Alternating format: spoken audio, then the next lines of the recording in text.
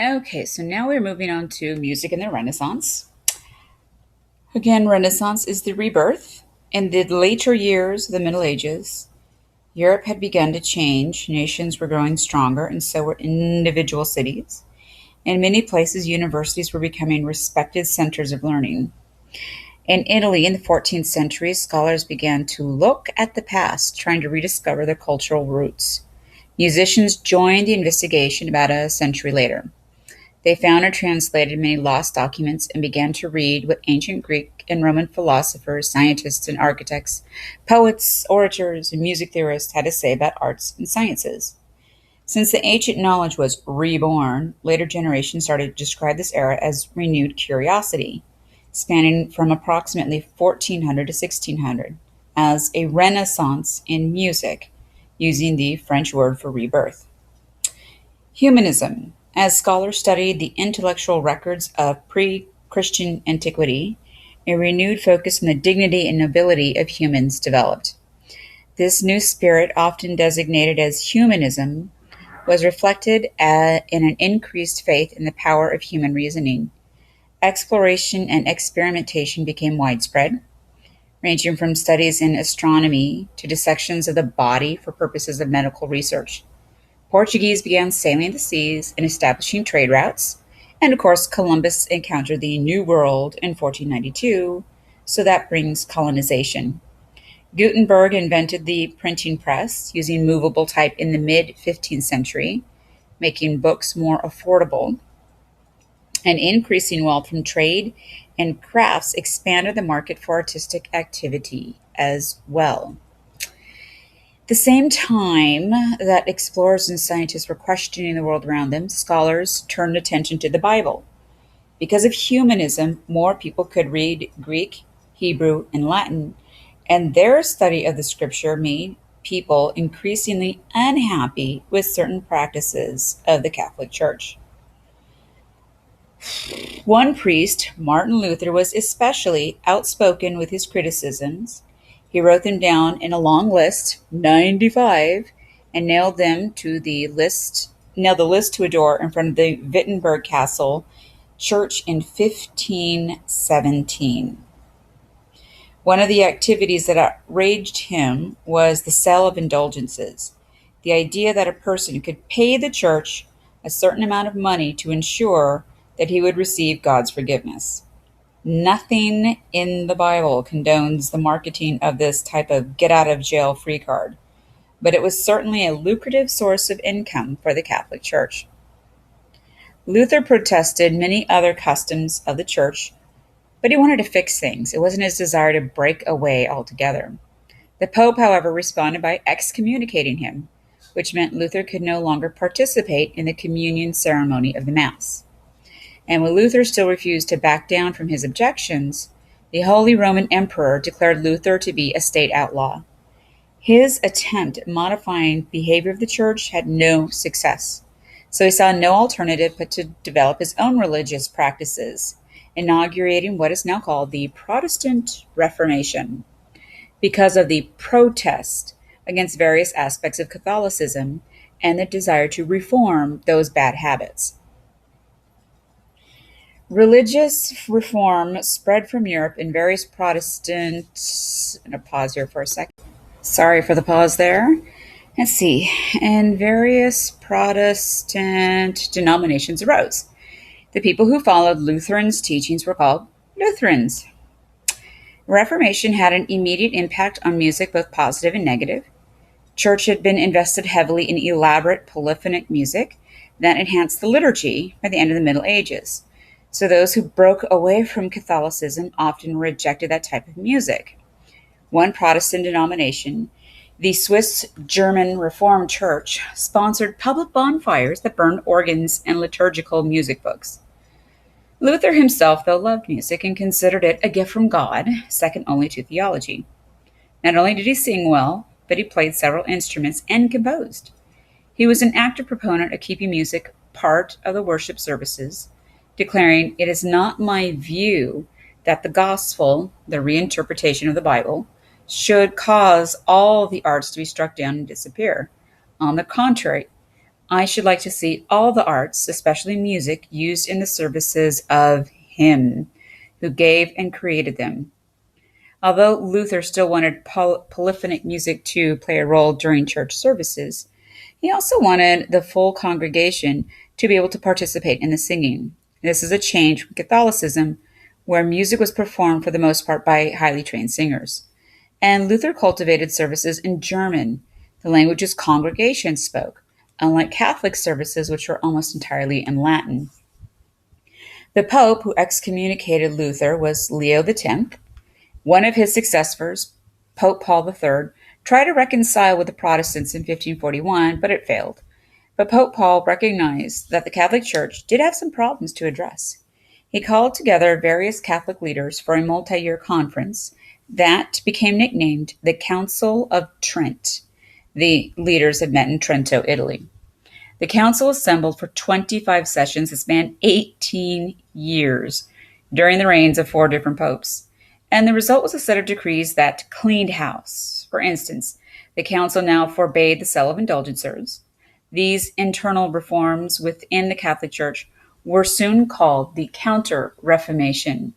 And as we shall see later in the section, some of the decrees had consequences for music, because music had continued to change since the Middle Ages, and not all the changes were appreciated by church authorities.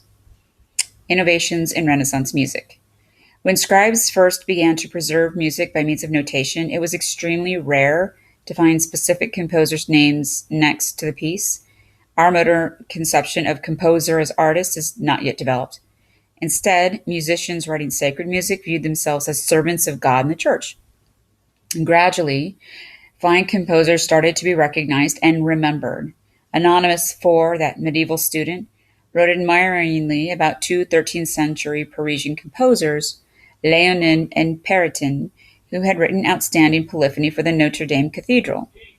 The trend of giving credit to composers of sacred music gained momentum in the Renaissance. And as discussed in Section 2 of the Resource Guide, Catholic liturgy offered a vast array of opportunities for musical settings. By the time of the late Middle Ages, a few composers were beginning to realize that if they applied their efforts to writing music for ordinary parts of the Mass, the items that remained the same from day to day, even their artistic creations could be performed over and over instead of just occasionally during the year. Referring back to figure 2.1, you see that there were 6 things listed in ordinary column, but only the first 5 are capitalized. Those are Kyrie, Gloria, Credo, Sanctus et Benedictus, and Agnus Dei, and they became the focus for Renaissance composers. The 6th item, "It missa est," means go. The Gospel's message, has been sent forth. So it's a signal that the worshipers were dismissed. Composers eventually recognized that at that stage of a lengthy Mass, listeners didn't want to hear a long polyphonic version of the short command. Curiously enough, the word missa became the nickname for the entire service, and the word Mass is derived from that Latin word. So the cyclic Mass. When many composers began setting the same 5 portions of the Catholic Mass, it's understandable they would experiment with ways to make their composition stand out.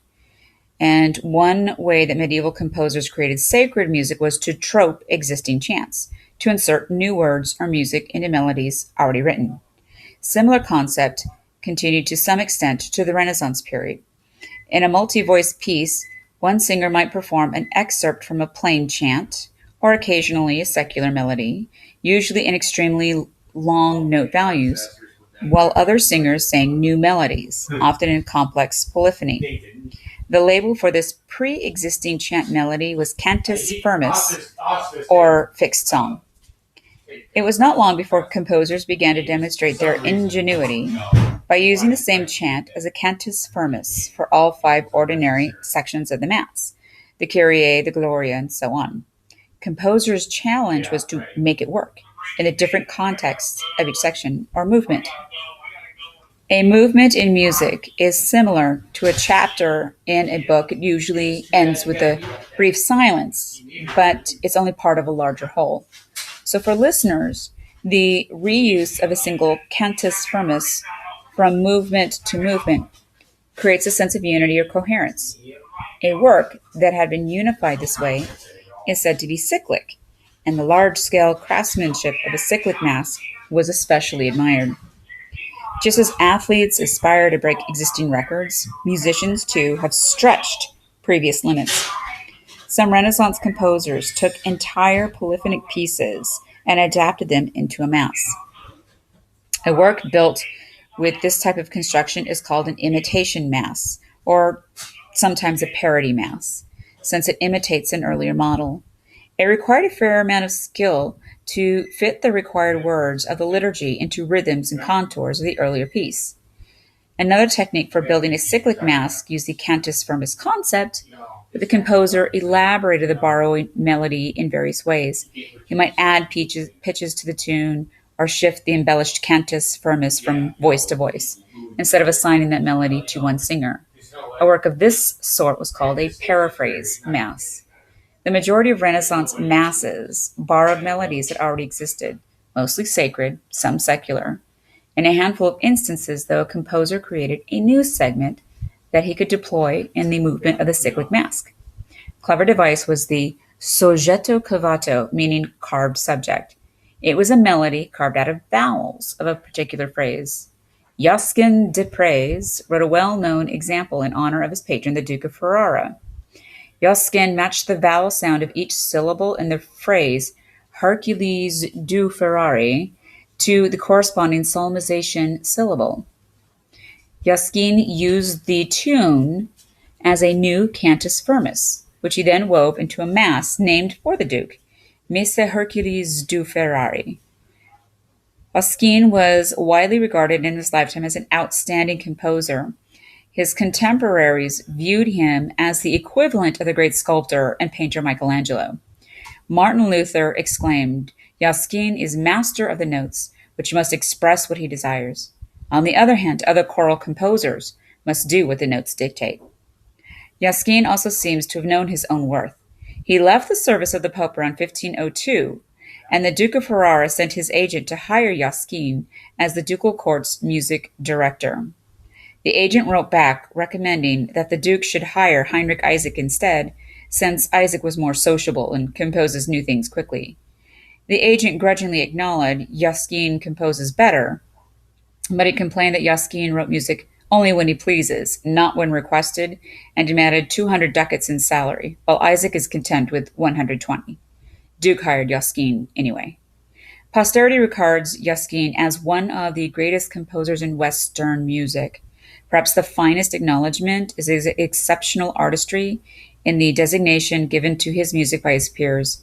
They call it ars perfecta.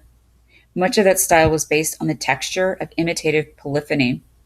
First phrase of the text would be set to a melody, and after one singer introduced the melody, the other vocalists would echo the melody one at a time. The next phrase of the text was then set to a new melody, which again was used as a point of imitation, and so forth, on through the poetry. In contrast, a canon, as was heard in Sumer is Ecumen, treats only one melody imitatively. The more elaborate multi-melody technique used by Josquin is often called pervading imitation. The intertwining lines produced by this technique run the risk of sounding jumbled or muddy, but in Josquin's hand, the melody created an intricate but coherent tapestry of sound. Josquin had set a standard that would be emulated all through the 16th century by his successors, including the Renaissance composer who is still well known today, Palestrina.